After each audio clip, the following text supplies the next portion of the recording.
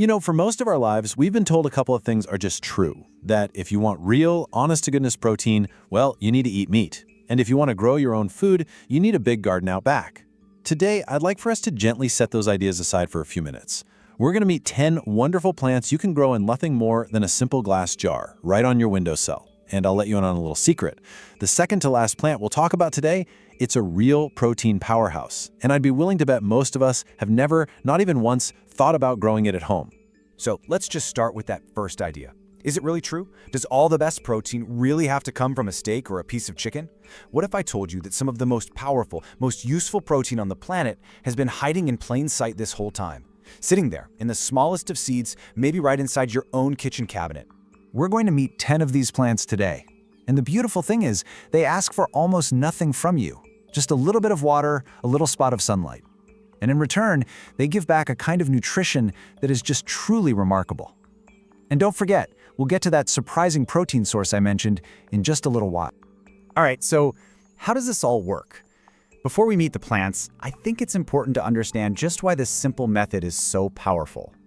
You see, when a seed sprouts, it's like it's waking up. It's coming to life.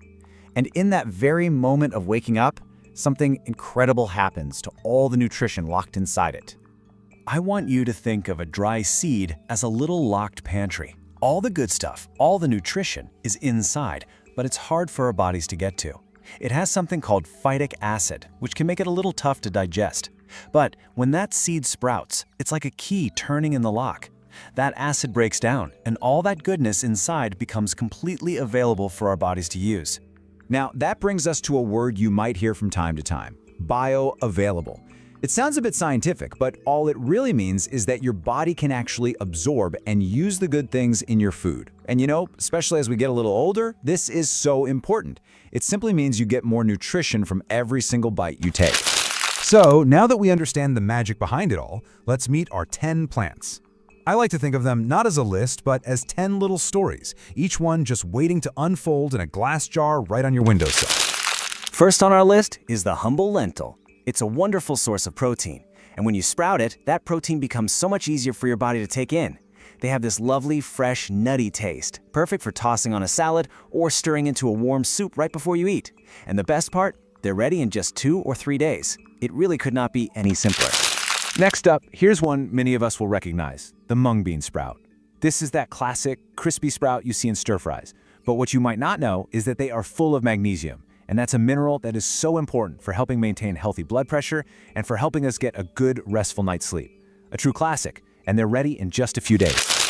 Now this one is a real powerhouse. Broccoli sprouts have a special compound in them called sulforaphanate. It basically helps our bodies defend themselves from the inside out. And what's just amazing is that these tiny little sprouts have up to 50 times more of this good stuff than a full-grown head of broccoli. They have a nice peppery taste that is just wonderful on a piece of toast in the morning, maybe with an egg. A lot of us love chickpeas, but for some, they can be a little hard on the stomach. Well, when you sprout them, that all changes. They become so much gentler on the digestive system, and their protein content actually goes up. They get a sweet, nutty flavor, and they are absolutely delicious if you roast them in the oven until they get nice and crispy. Now, if you want to grow something that feels a little bit special, truly gourmet, look no further than sunflower sprouts. They have this rich, almost buttery flavor you might find in a fancy restaurant. And they're just full of vitamin E, which is so good for our skin and for our joints. It really is a little touch of luxury that you can grow right at home. Here is a sprout most of us know and love: alfalfa. It's that classic, mild, delicate crunch you remember from sandwiches and salads. They're rich in vitamin K and can help support a healthy hormonal balance. And if you're new to all this and just want to start with something that simply cannot fail, alfalfa is the perfect choice. If you happen to like a little spice in your life, oh, you will love radish sprouts. They have a bold, peppery kick that really wakes up a meal. They're also packed with vitamins and some powerful compounds that are very similar to what we find in broccoli sprouts, which help our bodies stay healthy. Just a little sprinkle makes a simple meal feel exciting again. Fenugreek is a plant that's been used for good health for thousands of years, and modern science is showing us why. It's particularly good at helping our bodies support healthy blood sugar levels. The flavor is very unique, a little bit like maple syrup. They're just wonderful blended into a morning smoothie or even stirred into a bowl of oatmeal.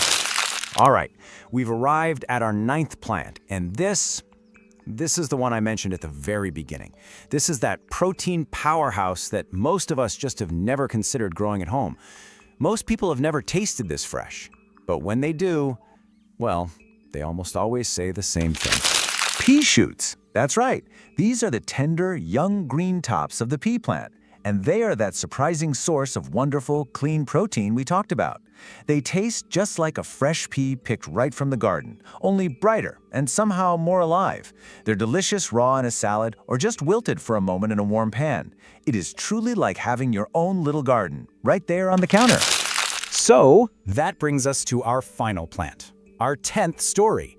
And while those pea shoots are a wonderful surprise, this last one might just be the most concentrated source of sheer nutrition on our entire list. And it's wheatgrass. Now, you have probably seen tiny, very expensive little shots of this at a juice bar. Well, the wonderful news is you can grow it right at home for just pennies. It is absolutely packed with chlorophyll, iron, and enzymes that support your energy levels and your blood health. Growing it yourself is one of the most affordable and powerful habits you can build for your well-being. So now you've met these wonderful plants. And you might be thinking, well, this all sounds great, but is it hard to do? I want to show you just how simple it really is. This is something you can start this very afternoon. The process itself couldn't be easier. You just start with about 2 tablespoons of seeds in a clean glass jar. Cover them with some water and just let them sit and soak overnight. That's step 1.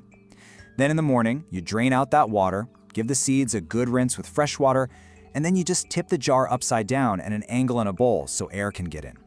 Twice a day, morning and evening, you just give them a quick rinse and drain. That's it. In a few short days, you will have a jar full of fresh, living food. So there you have it. 10 incredible plants, 10 little stories of health that you can bring to life right in your own kitchen. It costs almost nothing to do, and it only takes a few minutes of your time each day. Just to bring it all home, let's look at our 10 windowsill stories one last time. We had lentils for pure protein, mung beans for that familiar crunch and magnesium, broccoli sprouts to help our bodies defend themselves, chickpeas for digestive comfort, and sunflower for those healthy fats, alfalfa, the foolproof way to start, radish for that bold flavor, and fenugreek for blood sugar support. And of course, pea shoots for that fresh garden taste, and finally, wheatgrass for that powerful, concentrated nutrition. Each one has its own special gift to give. I want to thank you sincerely for spending this time with me today. I truly hope you found it helpful. I have one last question for you. I read every comment that's left, and I would genuinely love to hear which of these plants do you think you might try growing first. Please feel free to share your thoughts below. Until we talk again, happy growing, and please take good care.